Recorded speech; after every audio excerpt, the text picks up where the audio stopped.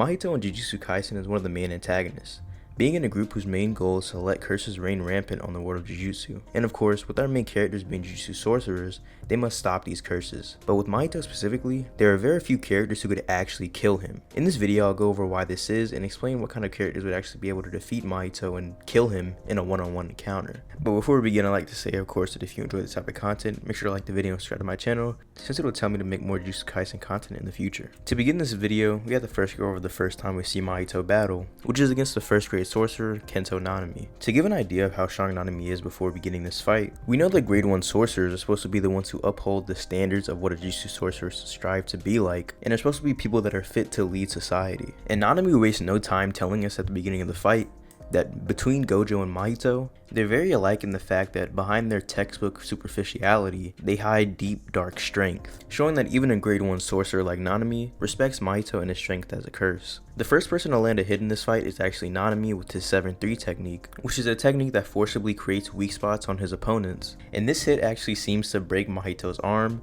Mahito simply responds saying that he thought he defended properly using cursed energy, and deduced that Nanami must have used some kind of technique. He then asks Nanami which he thinks came first, the body or the soul. And when Nanami tells Mahito that he believes that the soul dwells in the body, Mahito disagrees with him, and he tells him that the shape of the body will always be dependent on the shape of the soul, while seemingly healing his just broken arm. Now we know that healing isn't something that's very hard to do if you're a curse, since you can use cursed energy to do it rather than positive energy like humans need to. But Mahito goes out of his way to tell Nanami that he's not healing, but instead he's reinforcing the shape of his soul, and Mahito's cursed technique can touch and reshape the soul itself. After this short little dialogue, they begin fighting once again, and Nanami takes a big hit. But this hit isn't normal. From all the other hits that Mahito attempted to touch Nanami with, he was simply able to react to them, but this one was way different since he wasn't able to react to it at all. This is due to the fact that Mahito changed the shape of his soul in order to get horse-like hooves in order to make him move faster. And like I said before, this isn't just some speed boost, this is almost like a perception level above his previous speed. After this hit, Mahito tells us that even if sorcerers can protect their bodies using cursed energy, they can't usually protect their souls, because in order to do that, one must first acknowledge their own soul. But for Nanami, it seems like he subconsciously protected his soul using cursed energy, otherwise that one hit would have completely ended the fight. But Mahito is able to calculate that after 2 or 3 more hits, he'll no longer be able to defend himself. After a little bit more fighting, Nanami is forced to go into overtime, which exponentially increases his cursed energy levels. According to the Jujutsu Kaisen fanbook, by limiting himself to 80 to 90% while on the clock, he can reach 110 to 120% of his output during overtime with his innate technique, meaning that if we assume that he was limiting himself to about 90% while fighting Mahito, since it did seem like he was having a lot of trouble and being pushed around a lot, Nanami's innate technique will get a 30% boost after using his overtime. But instead of actually fighting Mahito in this overtime, he just decides to break a wall, as well as completely destroying Mahito's legs so he can't run away, leaving him to be completely crushed in the rubble and debris. But of course, Mahito being one of the main villains, he can't simply die out here, and it's revealed he's able to slither out of this debris with his cursed technique, and he tells Kenjaku that even if he's crushed to bits, as long as he can sustain his soul shape, he won't die, giving us the idea that no matter what Mahito's hit with, unless it affects his soul directly, he won't be killed. And as for exactly what attacks can affect his soul, well, we'll get into that pretty soon. The first time we see Mahito get damaged in a battle is against Yuji Itadori. After killing Yuji's friend and laughing about it in front of his face, Yuji is able to land a punch on Mahito, but Mahito, being Mahito, just tells him that those attacks don't work on him. And before he's able to fully explain why to Yuji, he realizes that he's bleeding from his nose. Keep in mind that Nanami, even after breaking open Mahito's arm, isn't able to make him bleed at all. Mahito then realizes that since Yuji has another soul dwelling in his body, that of course being the legendary king of curses, Ryomen Sukuna, Yuji is able to naturally perceive the contours of the soul. And after realizing this, Mahito also realizes that this makes Yuji his mortal enemy, but this isn't the farthest that the mortal enemy concept for Yuji and Mahito goes. Since while trying to forcibly make Yuji switch with Sukuna using idle transfiguration, he realizes that every time he attempts to touch Yuji's soul, he must also touch Sukuna's soul. But just being in Sukuna's soul's presence makes Mahito completely paralyzed in fear and allows Yuji to get a free hit on him. This happens once again after Mahito touches Sukuna's soul on accident when Yuji invades his domain, and in response to Mahito touching his soul once again, he hits him with 2 slashes. These slashes do seem to hinder Mahito pretty heavily, but he's still able to use the curse technique right after using his domain, which is said to be almost impossible. Now the next time we get an idea of how you can actually kill Mahito will be in his fight with Ultimate Mechamaru. Beginning this fight, Mechamaru uses an Ultra Cannon that utilizes a full year's charge of his cursed energy. But of course with this Ultra Cannon not being able to hit his soul, it did basically no damage to Mahito,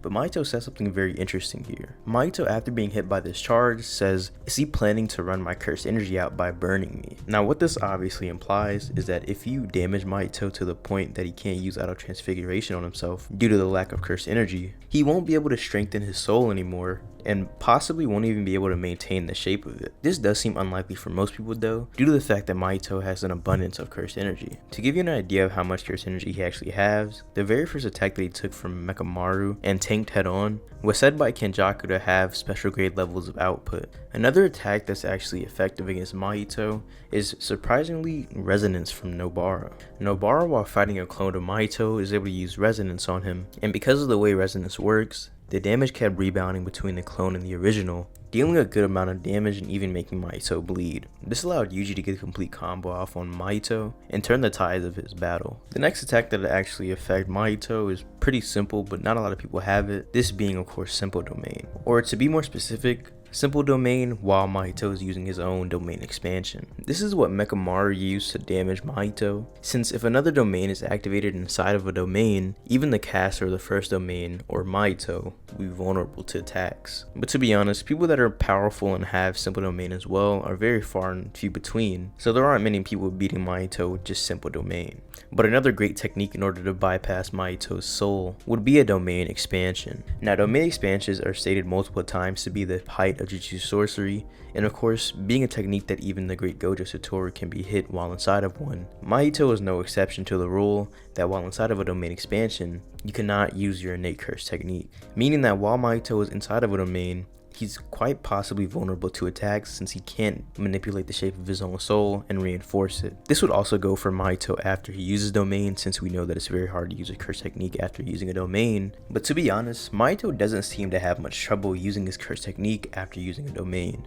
We see this the first time when I mentioned before against Yuji and Nanami, but we also see it once again in the Shibuya arc, where after using a 0.2 second domain, he's able to use Polymorphic Soul Isomer, even right after being hit by a black flash from Yuji, which undoubtedly did quite a bit of damage to his soul. Now to answer the question of how do you kill Mahito, well, there are actually quite a lot more answers than you would expect, but the problem is that most people don't have access to them, or at least most people who are on Mahito's level. But due to the specific nature of Mahito's curse technique, it's very hard to kill or exercise him, and we see multiple times in the series that just being on the level of him isn't enough to beat him at all. First, of course, with Nanami, who was on the same level as him, but even when he gained a 30% increase to his power, just decided to completely run away from him. And he even noted after this that his attacks did completely nothing to Mahito. We see this again with Yuji, who even though he was on the same level as Mahito, he was only able to truly defeat Mahito with a complete spring of luck from black flashes. And in fact, in all of their one-on-one encounters, Yuji was never able to truly beat Mahito. Now to go on to the people that can actually beat Mahito, this is going to be pretty tough, since we know that even when hitting black flashes, if you can't damage the soul, Mahito is not going to be effective.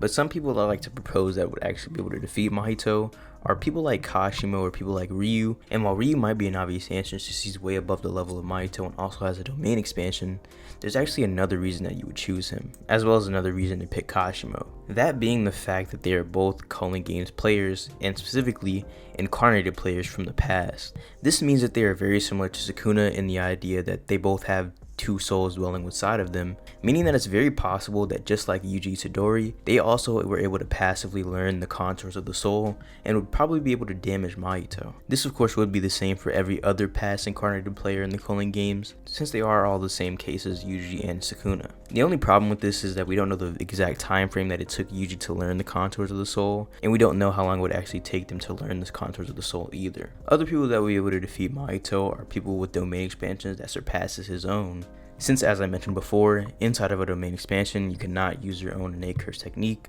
leaving him susceptible to incoming damage. And of course, you also have other things such as mental attacks. An example of this would of course be the Unlimited Void from Gojo, since we know that attacks on the mind don't really need to bypass the durability of a soul. And another technique that would also be able to kill him would of course be Cursed Spirit Manipulation. It's actually said in the fan book by Gege that if they were to fight one-on-one, he'd have a really hard time controlling Jogo and Mahito with Cursed Spirit Manipulation. But of course, he does believe that he would eventually be able to get them under control. Overall, Mahito might be the toughest curse to take down in Jujutsu Kaisen, not because of his pure strength and talent, but rather because of his abilities. All the abilities that I mentioned before lead to only a select few amount of people being able to actually damage Mahito himself, and he's one of the characters where even if you're stronger than him, if you can't specifically touch his soul, then you can't do anything. This is why I believe that Mahito was one of the most dangerous cursed spirits to ever exist, and could have been one of the strongest ones to ever exist if given enough time. He seemed to be on the right path with this as well, at least for going off of Sukuna and Ryu's idea of the strongest. Since according to them, to become the strongest, you have to become a calamity that destroys everything and has no regard for life other than itself. If Mahito were able to be fully realized, it's definitely possible that he would have become the second coming of Sukuna. And honestly, there's no telling how strong he would have become if he was given enough time. But that's all I have for today. If you enjoyed the video, make sure of course to like and subscribe to my channel, and comment down below what you think of the video.